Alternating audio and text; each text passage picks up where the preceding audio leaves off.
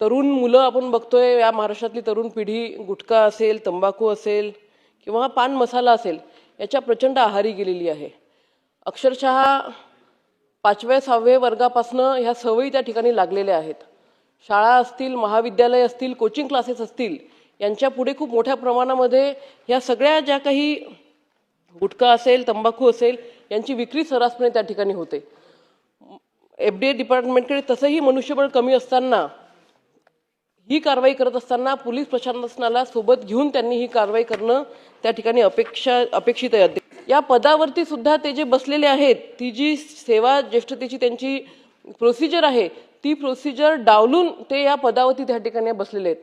एकतर तुम्ही सेवा ज्येष्ठता डावलून त्या ठिकाणी त्या पदावरती बसलेले असताना शासनाच्या विरोधाची जी भूमिका आहे, ती भूमिका घेण्याचा अधिकार तुम्हाला कोणी दिलेला आहे, हा प्रश्न त्या ठिकाणी अध्यक्ष महोदय, मंत्री महोदयांना आहे. आणि बेकायदेशीरपणे आदेश देणाऱ्या आणि बेकायदेशीरपणे पदावर बसलेल्या अधिकाऱ्याला आपण सस्पेंड करणार आहात का, हा माझा स्पेसिफिक प्रश्न मंत्री महोदयांना आहे.